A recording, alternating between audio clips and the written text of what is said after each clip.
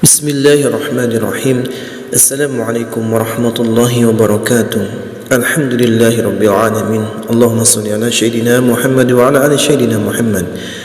Sahabat yang beriman, pertama-tama marilah kita memanjatkan puja dan puji syukur kita kehadirat Allah Subhanahu wa taala, yang mana atas limpahan rahmat, hidayah dan inayahnya kita semua hingga detik ini masih bisa dapat bernapas, masih bisa dapat menjalankan aktivitas kita, masih bisa dapat memperbaiki diri kita dan menambah pundi-pundi amal kita untuk menjadi bekal kita menghadap Allah Subhanahu wa taala. Kemudian selawat beriringkan salam selalu kita sampaikan kepada junjungan kita Nabi besar kita Muhammadin sallallahu alaihi wasallam. Sahabat yang beriman, dalam kesempatan ini kita akan mengulas tentang rahasia seseorang bangun di sepertiga malam. Seorang yang suka atau sering terbangun di waktu pukul pagi adalah suatu kebetulan, ataukah bukan orang yang bangun tidur di jam 2 hingga jam 3 pagi memiliki hal-hal lain yang luar biasa yang ada di luar dirinya? Ternyata orang-orang yang suka bangun pagi jam 2 sampai jam 3 pagi, di mana ternyata mereka bukanlah orang sembarangan, mereka dibangunkan oleh malaikat. Artinya, menurut Islam mereka memiliki suatu keistimewaan. Pernahkah Anda bertanya, mengapa akhir-akhir ini sering terbangun antara jam 2 hingga jam 3 pagi? Tahukah Anda jika hal tersebut sebenarnya mengandung maksud ataupun fenomena spiritual tersembunyi? Di dalam dunia spiritual, jam-jam tersebut dikenal dengan waktu sepertiga malam atau waktu yang sakral, karena pada rentang waktu tersebut energi dari alam semesta sedang berada dalam kondisi puncaknya. Sinyal-sinyal energi alam semesta pada jam-jam tersebut sangat jernih dan tenang, karena minim dengan gangguan yang berasal dari energi, aktivitas dan pikiran manusia. Berikut ini adalah beberapa keistimewaan orang yang suka bangun antara jam 2 hingga jam 3 pagi. Yang pertama, kembali dari perjalanan spiritual. Ketika Anda terjaga di antara waktu tersebut, kemudian mampu mengingat semua peristiwa mimpi yang baru Anda alami, maka Anda baru saja kembali dari perjalanan spiritual. Anda mimpi yang dikategorikan sebagai perjalanan spiritual ini sebaiknya tidak diabaikan begitu saja, karena biasanya banyak membawa maksud ataupun petunjuk dari alam semesta. Pada jam 2 hingga jam 3 pagi adalah juga waktu di mana entitas spiritual yang terhubung dengan Anda mencoba menunjukkan eksistensinya, yaitu salah satunya dengan masuk ke dalam bawah sadar melalui mimpi. Entitas spiritual yang terhubung dengan Anda bisa berupa makhluk halus yang menempel khodam, pendamping ataupun korin dari leluhur Anda. Makhluk-makhluk halus ini juga bisa membawa Anda dalam perjalanan spiritual. Namun ketika mereka gagal untuk menyusup ke dalam alam bawah sadar Anda, maka Anda akan mengalami yang dinamakan dengan tindihan atau sleep paralysis. Gagalnya entitas gaib untuk masuk ke dalam alam bawah sadar Anda dikarenakan pada saat itu tubuh Anda mengeluarkan semacam aura pelindung, sehingga mengakibatkan berbenturan energi yang membuat tubuh menjadi kaku dan tidak bisa bergerak. Tujuan dari makhluk halus masuk ke dalam mimpi selain untuk menunjukkan eksistensi juga menjadi media bagi mereka untuk berkomunikasi, seperti untuk memperingatkan, memberi petunjuk dan lain-lain. Kemudian yang kedua, diangkat derajatnya oleh Tuhan yang Maha Kuasa. Ketika hidup Anda sedang berada di dalam keterpurukan dan Anda mencari jawaban melalui doa serta ibadah, kemudian pada jam hingga jam 3 pagi Anda sering terbangun dengan sendirinya, maka artinya akan segera datang solusi dari penguasa alam, yaitu Allah Subhanahu wa taala. Doa yang sering Anda panjatkan kepada Tuhan pada dasarnya merupakan suatu bentuk energi positif yang dilepaskan ke alam semesta.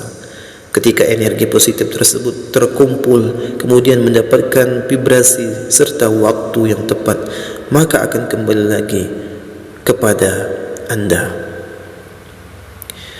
Gelombang energi positif yang masuk kembali ke dalam inti spiritual terkadang akan sedikit mengacaukan frekuensi gelombang fase tidur, sehingga hal inilah yang membuat anda akan terbangun tanpa sebab antara jam 2 hingga jam 3 pagi. Energi positif yang masuk ke dalam inti spiritual anda akan menjadi suatu bisikan nurani. Bersama dengan saripati alam semesta akan menunjukkan jalan keluar atau solusi dari permasalahan hidup anda. Seseorang yang bisa bangkit dari keterpurukan atau masalahnya, bisa dikatakan orang tersebut telah dinaikkan derajatnya, terutama derajat dalam spiritualnya. Namun yang jelas, saat rentan waktu jam hingga jam 3 pagi, energi positif yang masuk kembali ke dalam inti spiritual kita, ia akan menjadi suatu bisikan nurani dan bersatu dengan alam semesta. Ia akan menunjukkan jalan keluar atau solusi dari setiap permasalahan hidup kita. Pada akhirnya, kita akan bisa bangkit dari keterpurukan ataupun dari setiap masalah. Hal ini bisa dikategorikan seseorang yang telah dinaikkan derajatnya oleh Allah Subhanahu wa taala, terutama derajatnya dalam masalah spiritual. Yang ketiga, memiliki doa yang mudah terkabulkan. Tentunya hal ini berlaku bagi mereka yang terbangun kemudian melanjutkan dengan sembahyang seperti berdoa, tahajud, meditasi ataupun ritual keagamaan lainnya. Kemudian yang berikutnya, ketika anda menjalin komunikasi atau doa dengan Tuhan pada jam hingga jam 3 pagi, maka sinyal-sinyal doa anda akan dapat terpancar dengan lancar dan jernih tanpa ada banyak gangguan seperti pada siang hari. Untaian doa anda akan menyatu dengan hawa murni alam semesta, atau dengan kata lain cepat diterima dan dikabulkan oleh Allah Subhanahu wa taala. Seseorang yang kerap berterikat pada sepertiga malamnya akan sangat berpeluang untuk menemukan nur ilahi di dalam batinnya, sehingga dia akan menjadi orang yang selalu penuh dengan kedamaian dan ketentraman. Jika sudah mencapai pada kondisi seperti ini, maka tidak hanya doanya saja yang akan mudah dikabulkan, akan tetapi juga kata-kata dan ucapannya seringkali akan jitu dan menjadi kenyataan. Kemudian yang keempat, memiliki malaikat pelindung yang aktif. Pada jam-jam tersebut, batas antara dunia manusia dengan dunia spiritual atau gaib sangatlah tipis sekali, sehingga seringkali dipakai oleh para entitas gaib untuk menyeberang ke dunia manusia. Begitu pula dengan para entitas malaikat pelindung, di mana mereka menggunakan waktu sakral ini untuk mencoba mengadakan suatu komunikasi dengan cara memberikan kode atau pertanda kepada manusia yang dilindunginya. Kode dan pertanda malaikat pelindung pada umumnya menampakkan diri berupa angka-angka kembar tertentu. Jadi, ketika anda terbangun di sepertiga malam dan melihat angka kembar pada jam atau layar HP, maka carilah makna yang terkandung dalam angka tersebut.